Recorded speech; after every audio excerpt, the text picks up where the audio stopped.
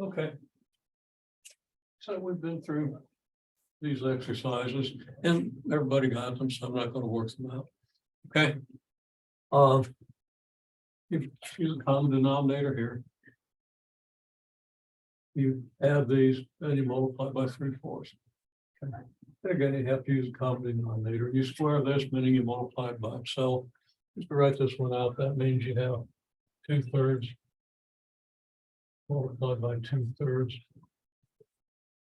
And you multiply numerators and multiply denominators. Okay. Then we solve this equation. Is this fine? You add 7 to both sides and divide both sides by 4. Did find here. Use the distributive law to multiply these out.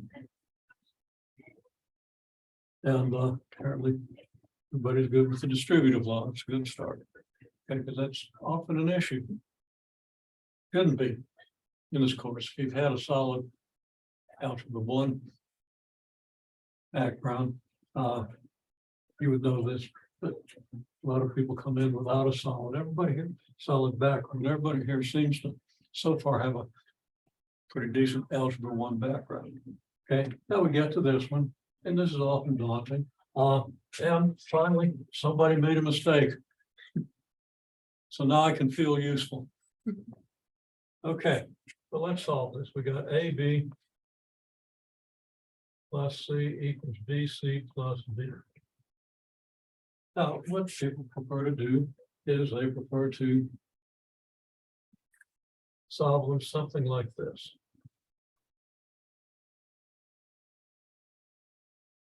Okay, you want to add the equation -c equals -c to this equation because they'll get rid of this C. Now, what you think of is, well, we got C over here, we can move it over there, but you got to move it by the rules. And the rule is, well, the simplest rule is you can add or subtract the same thing both sides.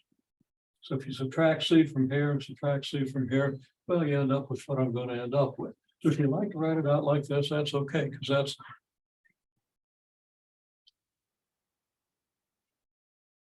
using another principle that you can add any true equation to any true equation, and you get a true equation. So if we add these two equations, we get AB equals BC plus D minus C. Okay. Now, some people will, and it often happens, well, we're subtracting C, so this C and this C combine and they go away. Okay, well, you can't do that because this C is multiplied by B. Okay. So we get this, and then what we do is we divide both sides by B. Now, to write that out, well, we just write out AB over B equals this whole side over B. Now, one thing I don't like about canceling is you can overdo it. It's perfectly valid to cancel these B's because B is a factor of the numerator and it's a factor of the denominator. Okay. In other words, B multiplies everything else in the numerator. So that makes it a factor. Then you divide by B. Okay, that's valid. But people will want to do this, and that's the mistake I caught somebody doing. Okay. And I commented that I generally do not allow factoring. I mean, I do not allow cancellation until you've factored it and shown me that you really have B over B times something else, and you don't. Okay, so this tells us that AB divided by B is A. So let's just look at this in detail. Write this step out again since I didn't leave myself enough room.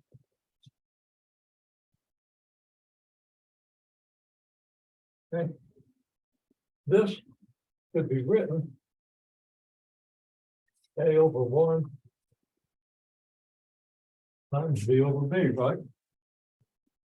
Because if you multiply A times B, you get AB. And if you multiply 1 times B, you get B. So that this is clearly identical to this. And B over B is just 1. Okay.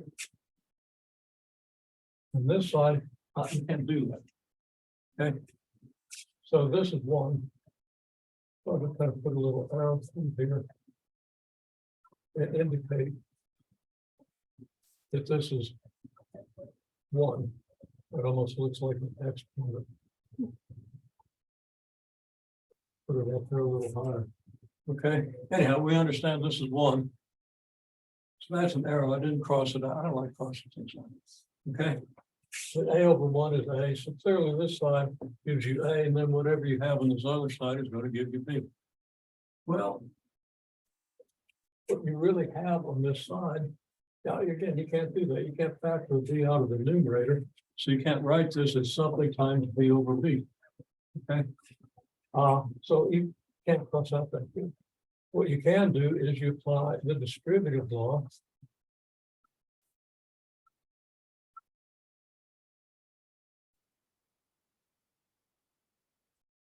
It kind of works for division as well as multiplication, because this is nothing but 1 over B multiplied by all this stuff.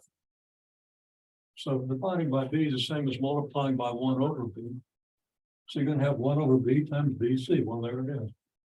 And 1 over B times D, there it is. And 1 over B times negative C, there it is. Okay, now here, without going to the trouble to write this out, do that in your head. So, okay, that's, yeah. Clearly, B over B times C over 1, which is just C. So that's C.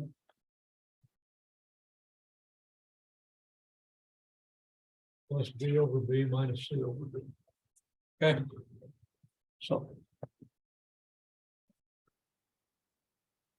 It's a good thing somebody made a mistake, otherwise we'd have to finish the whole course today.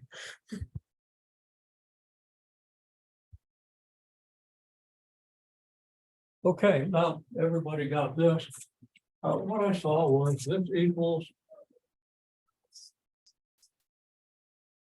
X plus 5 times X plus 5. Okay, well, yeah, that's what it means to square. Okay, and that's a step, because not everybody who comes into this course at this stage knows that, but everybody in the class does. Okay, so everybody pretty much did this. Okay, that what you did? Split written kind of like everybody else. Yeah, I'm pretty sure that's what everybody did. So that equals X squared. It's 5X.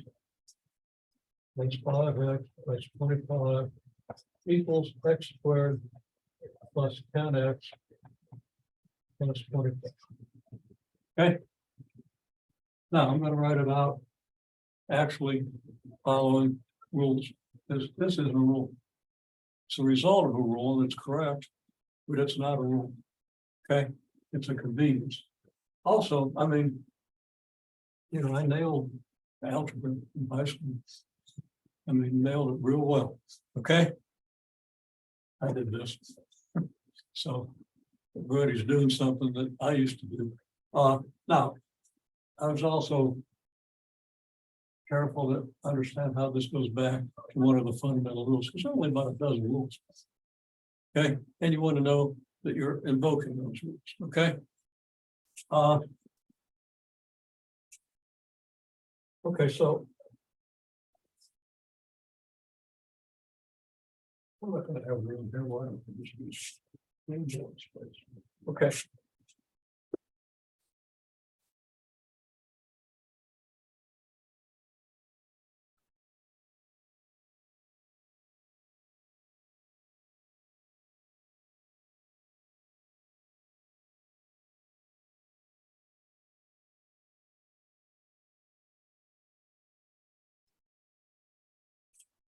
All right.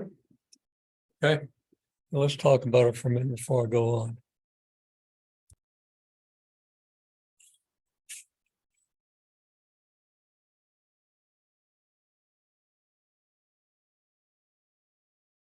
And it's, you know, for shorthand, we're going to call it the distributive law, but it's a distributive law of multiplication over addition.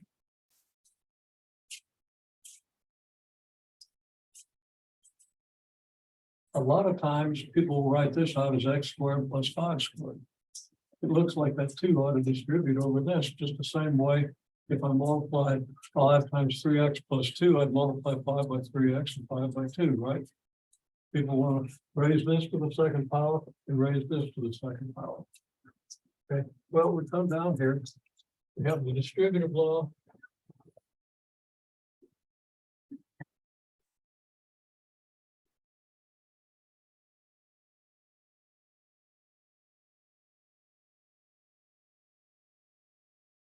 Multiplication over addition. Okay. It doesn't say the distributive law of exponentiation over addition. People will act like this because when you do math visually, that looks like it ought to be so. If you don't know what the rules are, you do what it looks like and get yourself in trouble. Just like if you have this, you want to cross that B out with this. You can't do that. It's not valid. Doesn't follow the rules. So you have to know what the rules are, so you know whether what it looks like you ought to do is what you really ought to do. Okay, well, so we have x times x plus 5 times x plus 5. That equals what? Well, let's go back to what the distributive law says. One form of the distributive law says that A times B plus C equals AB plus AC. Now, is that what I did here? Yeah, I said.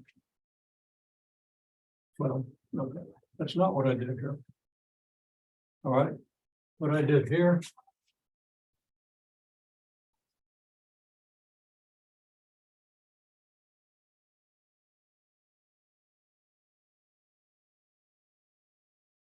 Is this.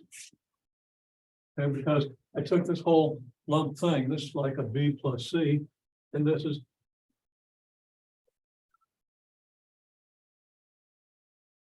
my A, okay?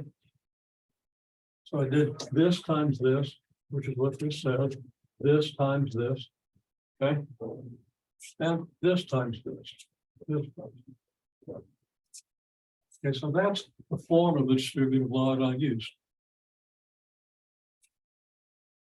Now, by the commutative law, this and this are really saying the same thing because the order doesn't matter. AB is the same as BA, AC is the same as CA, and A times B plus C is the same as B plus C times A. So, and we want to see it in both forms. Understand that it applies in this form. Then we can apply it like this. X times X plus 5 is X times X. Writing out very literally, but we know that's 5x. We know that's x squared, but we'll take care of that in the next step. Okay, so what I did was, it's like A times B plus C equals AB plus AC. Here's A, B, C. A times B plus C is A times B plus A times C.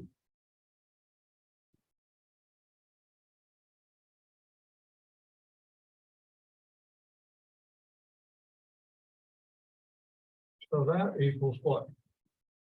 Well, that's x squared. X times 5, we'll just write that as 5x.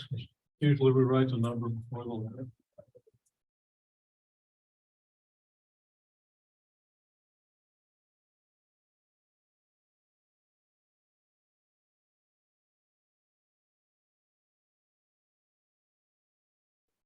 Okay. And of course, that's what you got. Okay. Give you another one now.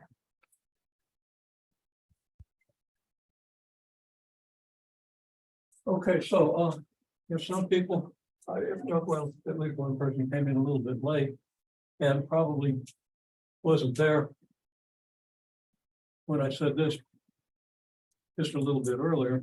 You can't distribute the square over an addition. Okay, that's an exponent.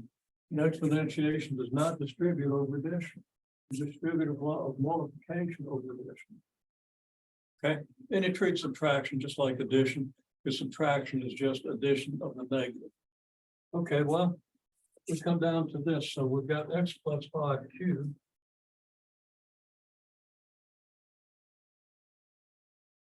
Now I chose to cube the same thing I squared before because we can use what we just got. Okay, x plus 5 cubed is x plus 5 times x plus 5 times x plus 5. And that equals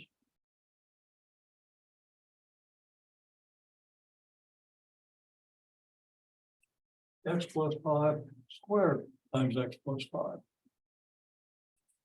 Since I've got x plus 5 squared here and an x plus 5 left over. And of course, that's nice because now we can use a result for x plus 5 squared, which is x squared plus 10x plus 25.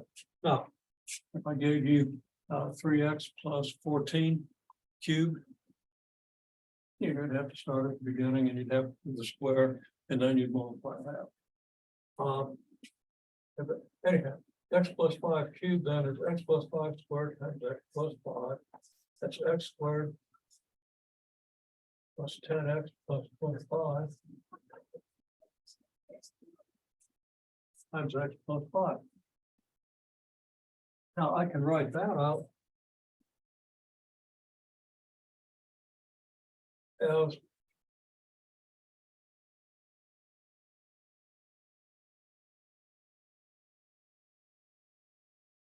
there's only two ways I can write it out. I'm trying to figure out which one's going to be clear. I'm going to write it out this way. It's x squared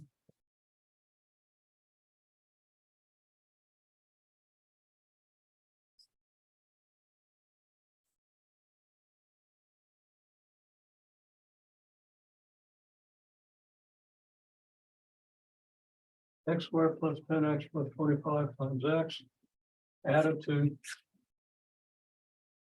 x squared plus 10x plus 25 multiplied by 5. Writing it out without any shortcuts, without skipping any steps.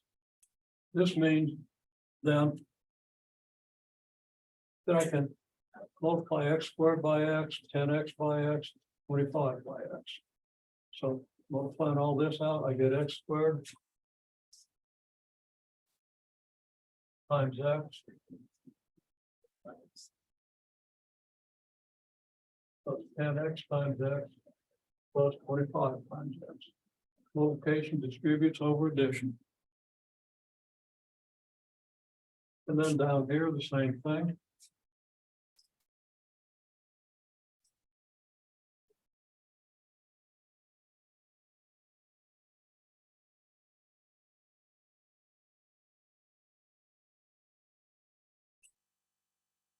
And I get this. Okay.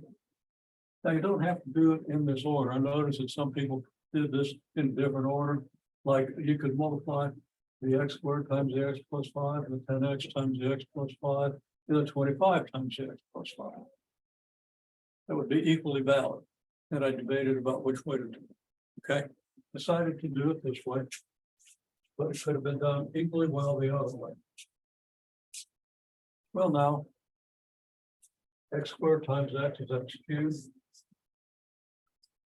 10x times x is 10x squared. 25 times x is 25x. X squared times 5 is 5x. 10x times 5 is 50x. That's 5x squared. And 25 times 5 is 125. Then we have x cubed. Another x cubed, so we just have one of them. Then we have 10x squared or 5x squared. Giving us 15x squared, 25x and 50x is 75x. That's 5. Okay. Some people got that, some people do the wrong thing here. Okay. So you have to be careful not to distribute exponentiation over addition. Distribute multiplication over addition.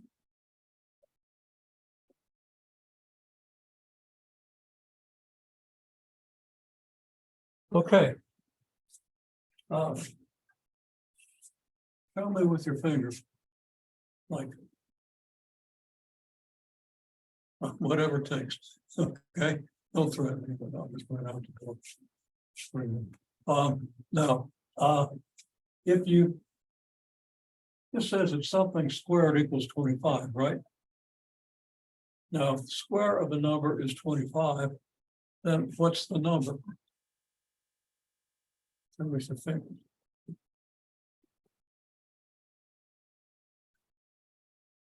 I think just. 5 times 5 is 25, right? This morning. Okay, so, okay, yeah, that would be 25. Yeah, okay, 5 squared is 25. Is there any other number you could square to get 25? -5. Okay.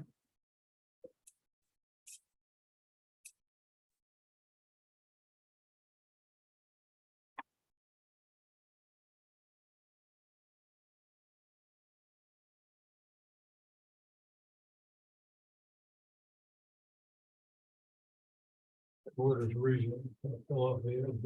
Using a little reasoning.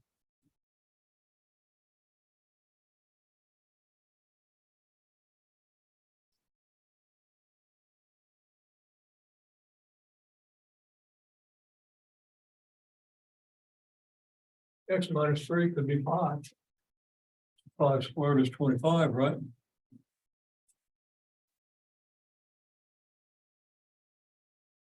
Then x minus 3 is 5. Has a solution.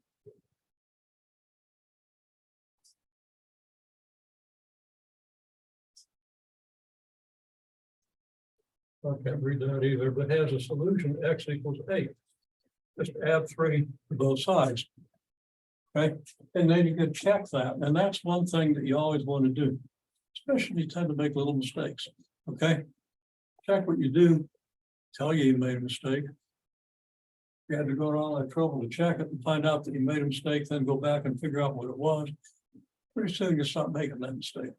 Okay, x equals 8. And you check that. 8 minus 3 is 5. And 5 squared is 25. Can't hold up all those fingers. I've got my, there we go. Okay. You got that 5 up there before I had to catch the chalk. And I had to catch a chalk quick because it hurts. Didn't have to catch. It's going faster. It's harder to catch.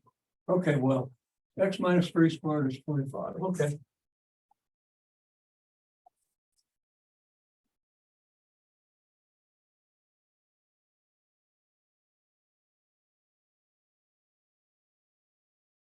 Also, x minus 3 could be -5. You square -5, you get -5 times -5, which is positive 25.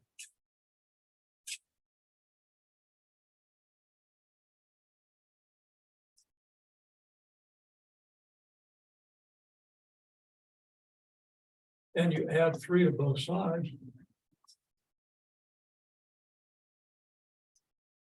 It has solution.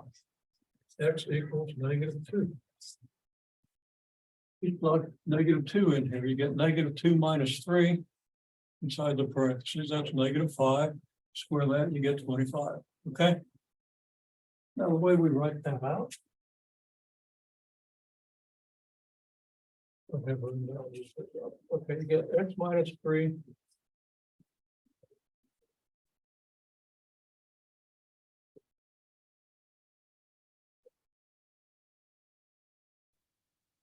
So x minus 3 could be the square root of 25. If the square of something is 25, then that something could be the square root of 25. Or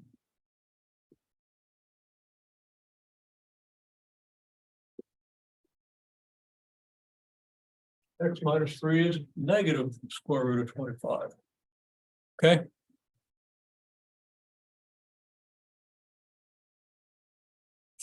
Well, that means that x minus 3 then equals 5, or x minus 3 equals -5. So x equals 8, or x equals -2. So that's how that one would be written out. Okay, I'm going to do one more since it's so closely related to what we did here. Oh, boo, I didn't. That was so wonderful too. Well, I have to say it already in the board. Okay, well, I didn't have a recording on when I did this. Next morning when I did have the recording on. Okay. Okay. Absolute value of X minus 5 equals 25. Now, some people got the solution, which is two solutions. Some people got one correct solution. Excuse me. Okay, let's reason this out. If the absolute value of X minus 5 is 25, then X minus 5 could be one of two numbers. It could be 25, but clearly it could also be negative 25 because the absolute value of negative 25 is definitely 25, right? So there are two things that X minus 5 could be. Well, that means we can write this out. This breaks into two equations. Okay, either X minus 5 is 25 or X minus 5 is negative 25. Well, then that's really easy. If X minus 5 is 25, add 5 to both sides, X is 30. X minus 5 is negative 25, add 5 to both sides, negative 25, and 5 is negative 20. There it is. Then you check. You put 30 in here. 30 minus 5, well, that's 25, so that works. Negative 20 minus 5, well, that's negative 25, and that works. Well, there's two. I got, you did well with that one. So I want to write out one more. And see if you can write it out in this form.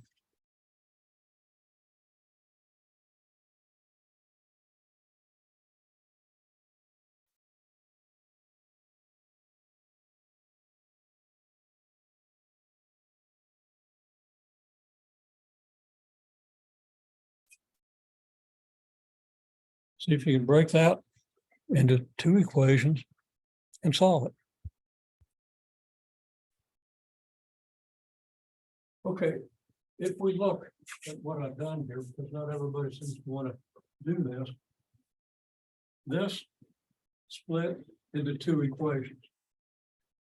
This split into two equations. Okay, and when it splits into two equations, I write those equations immediately below. So I'm going to write this means that 3x plus 7 is 18. And I write the word or, preferably in capital letters, so we emphasize that for ourselves. Okay, or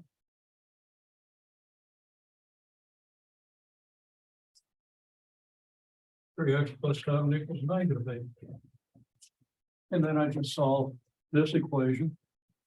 Forget about this one for a moment, solve this one, and then forget about this one while I solve this one. And I get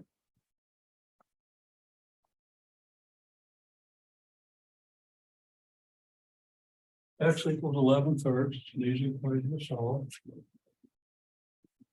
And here I get x equals what? Now what I do is I add 7 to both sides, so I get not 11/3. That is 11/3. So I subtract 7 from both sides, I get negative 25. 3x is negative 25, so x is negative 25 over 3.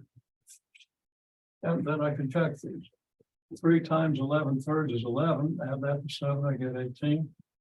3 times negative 25/3 is negative 25. Negative 25 and 7 is negative 18, and the absolute value of negative 18 is 18. Okay, so we're going to move on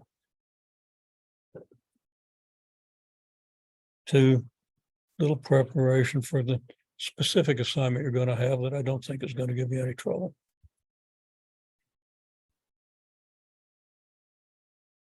Okay, here's a simple equation. It's a proportion. X is to 7 as 5 is to 8. And we'll talk more about that next time. This whole idea of proportion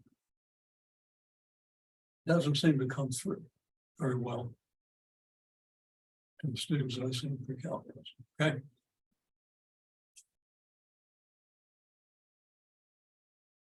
You talk to cross multiply.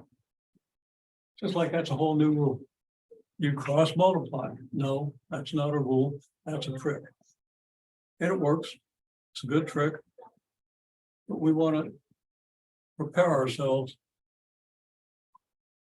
for some fairly challenging expressions and equations. Okay, and you won't know what I mean by that until you get there. But I'm going to say,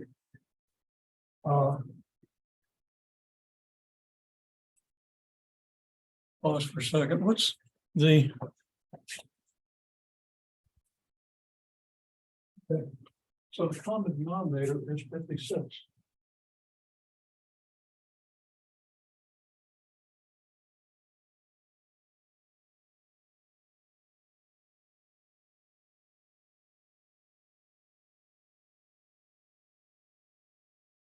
Multiply by the common denominator.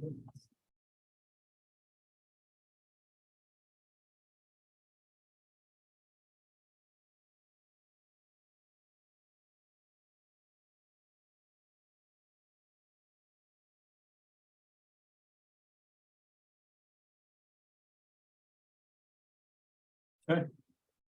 But you can't multiply by the least common denominator, just multiply by any common denominator. Okay, it'll work. If you multiply by the least common denominator, you got less work to do because the numbers are easy. Okay, but it works. If you, whatever common, you could use 560 as common denominator. Okay, we could use 1680. Okay, no point in it. 56 works. And there's nothing less than 56 because 7's a prime number and 8 is a product of other prime numbers, 2 times 2 times 2.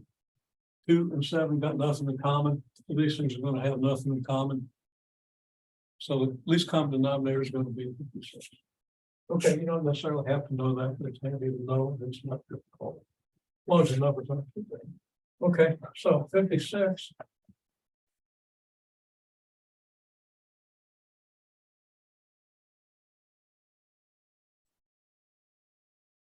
Equals x over 7 times 56 times x over 7 equals 56 times 5 over 8, right? Now you're going to want to cross out the 7, cross out the 56 and put an 8 there, cross out the 8, cross out the 56 and put a 7 there. Okay. For reasons that I think we did before everybody got here, I don't like crossing out at this point. Okay. So I want to write this as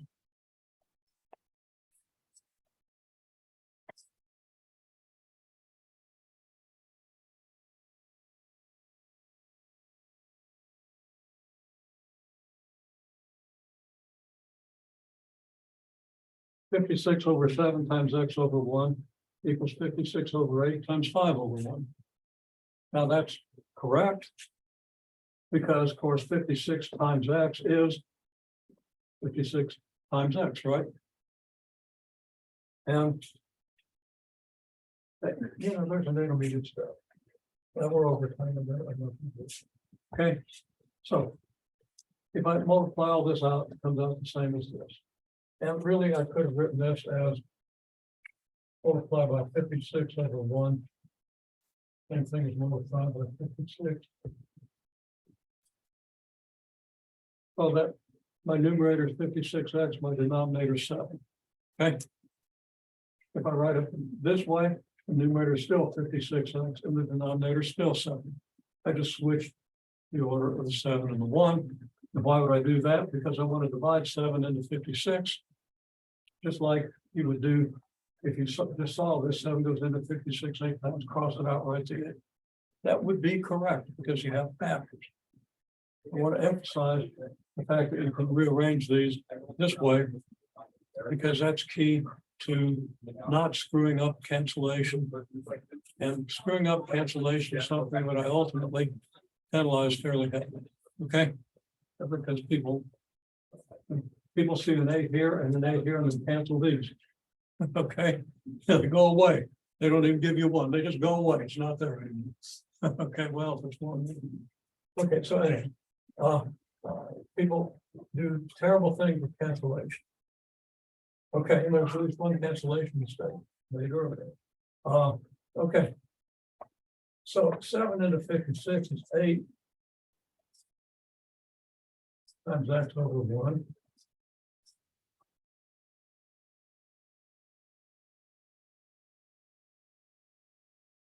And of course, this tells you that 8x equals 35. So that x is 35 over 8. Okay, now what you have here is exactly what we would get from cross multiplication. Cross multiplication works in certain situations. Okay, but I see people cross multiplying in situations where it doesn't work. Cross multiplication is not a rule. It's a trick. Cancellation is not a rule. Cancellation is a trick. The rule is we can multiply both sides by the same thing. Divide both sides by the same thing, as long as it's non-zero. Okay. Add the same thing, subtract the same thing. Using those rules, you get it. And using those rules, the first step really looks a whole lot like, well, not really. Okay. When you get down to here, you have the result you would have from cross multiplication. Okay, we'll kind of keep that in mind. We'll talk about it some more next time. Okay. Talking about the tube and so forth.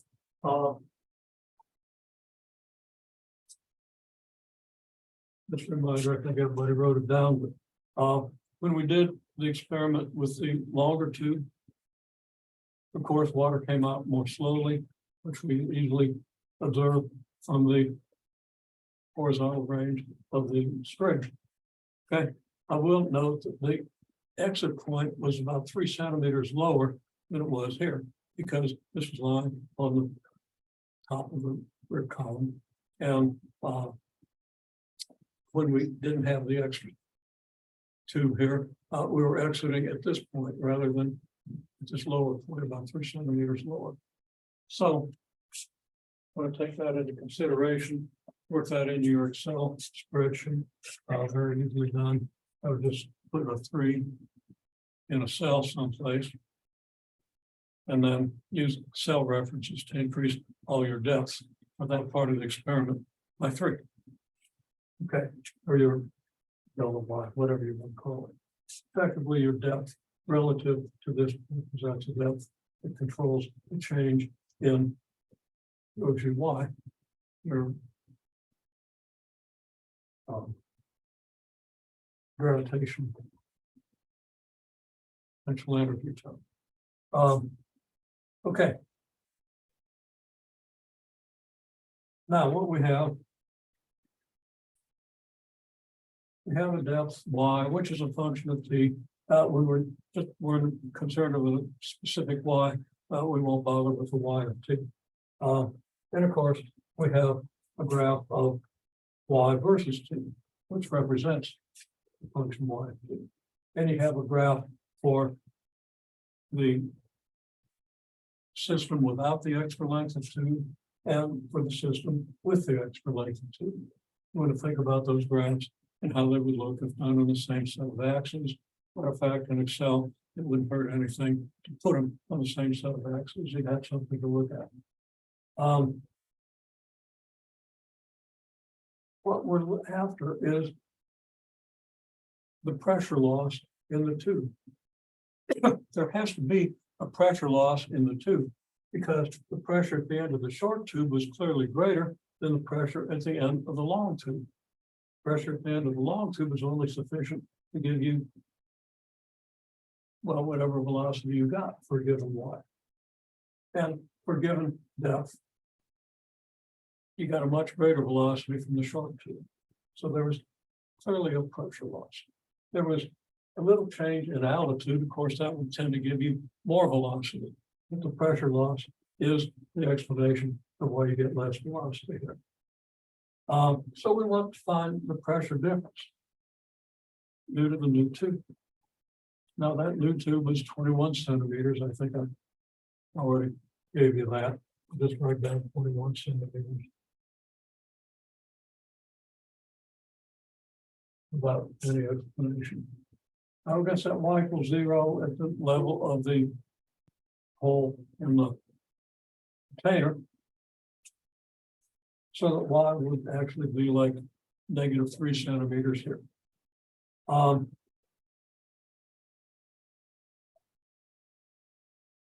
And it occurs to me that what I said about adding 3 centimeters your y would, well, we'll talk about that. Okay. You might want to leave y to 0 here and call that y equals -3 centimeters. When you calculate this, maybe not. Depends on how you want to analyze it. Okay, anyhow, you got your delta P. The question is, what's your delta P? Well, intuitively, your delta P is whatever pressure loss will reduce your outflow velocity from whatever you got here, to whatever you got here. So if your outflow velocity is 80 centimeters per second here and 50 centimeters per second here, well, your pressure loss is going to be about the difference in the 1/2 rho v squared. That comes directly from Bernoulli's equation, but it also comes directly from conservation of energy and other things. So as you wish it. So what we're saying is, what's your delta P here, and what's your V? So what's your delta P compared to here, and what's your V? Here. Of course, whatever your V here is the same as your V throughout the tube, since the tube has a constant cross-sectional area. Okay, well, if you want the total pressure loss from here to here,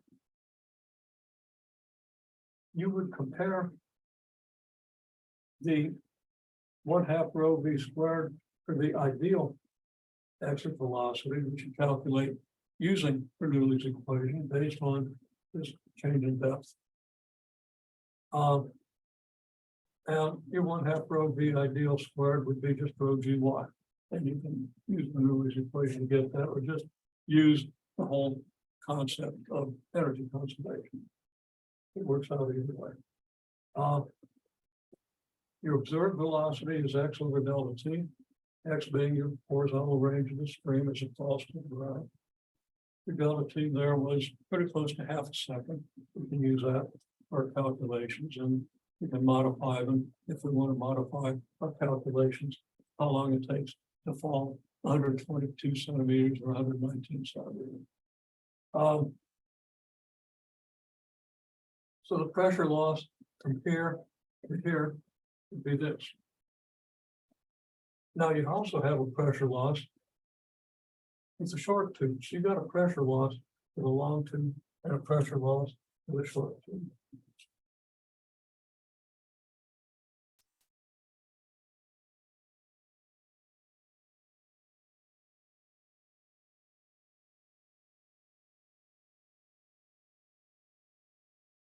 Okay, so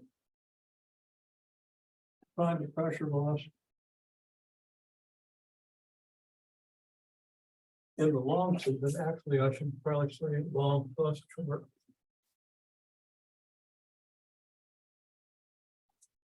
You could compare the 1/2 rho v squared with the 1/2 rho v ideal squared for the whole system, which would be the long tube plus the short tube, with the delta P just with the short tube.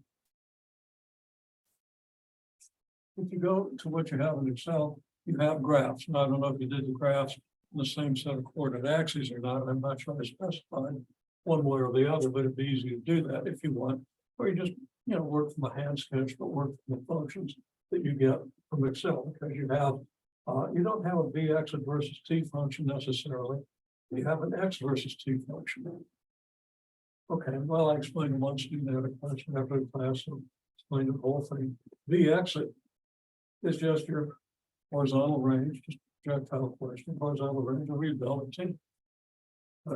How far you go in the horizontal direction divided by the time of fall.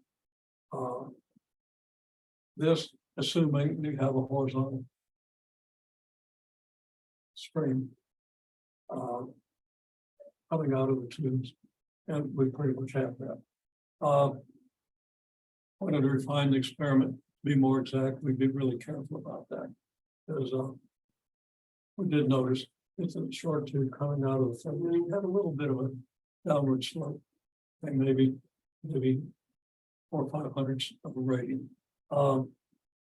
Would make a significant difference in the time of fall, but it might make a little. Also got some air resistance there. It might make a little difference.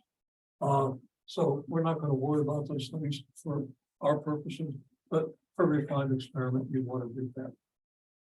Okay, so you got your V exit now, that kind of giving you a formula here that you ought to be able to easily work out, but I think everybody knows this. I want to show how the units work. When you divide x of t by delta t, you divide x of t by 1/2 second. Right, which gives you 2x of t. X of t being in centimeters. Then 2x of t, your velocity function would be in centimeters per second because you divide by 1/2 second.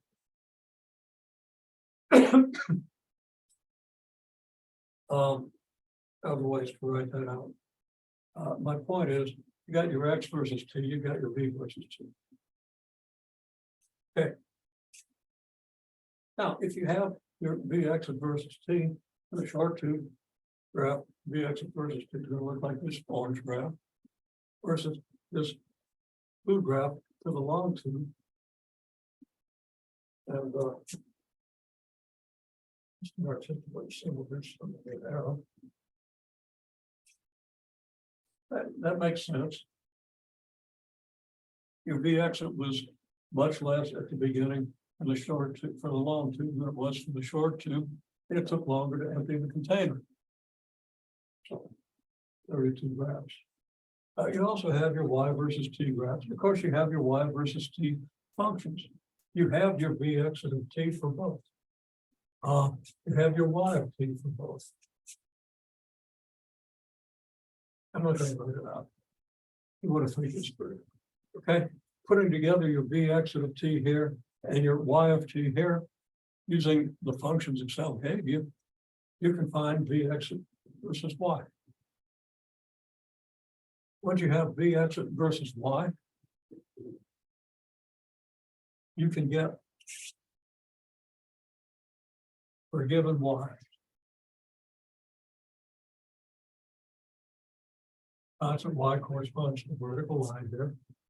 You can project over and get the V exit. And for short tube, and you get the V exit for the long tube. You can then translate that into a delta P for the short tube and the long tube. Okay. The question is going to be, does that depend on the exit velocity, or is it the same for everyone? The range, or I'm sorry, the domain of your analysis. I'll let you think about whether the domain should end here. Whether this has any meaning, since you no longer have a V exit. This is a quadratic function. It doesn't look like it. It's a quadratic function that will have a vertex at this point. It'll level off at this point, and that's it. Since you only have one V exit function here to here, does it even make sense to do this? You can think about that. Maybe it does, maybe it doesn't. Okay, so this helps you answer the question, what's the pressure loss in the tube? You put it all together and give a pressure loss in the tube and tell whether the pressure loss is the same for all velocities, or does the pressure loss depend on the velocity? Okay. The other thing is, pressure loss in short tube, pressure loss for the long tube. So you know the pressure loss between here and here. Is that pressure loss linear with respect to distance? We don't know that. We can predict it theoretically with the adhesion of the molecules to the walls of the container and the whole configuration of velocities within the container with the viscosity and everything, and leads us to some pretty interesting analysis, but we're not going to go that deep. We can move on in the direction of electricity magnetism. An experiment that we could do and probably will do involves just taking a couple of shorter tubes and measuring the same thing. Now that we know how to do it, that can be done very quickly. Takes 10 minutes to do the experiment and 15 minutes to set up the Excel in order to answer the question. And analyze the function, maybe takes a half hour, doesn't take long. And we could see if the pressure loss at various given velocities maybe versus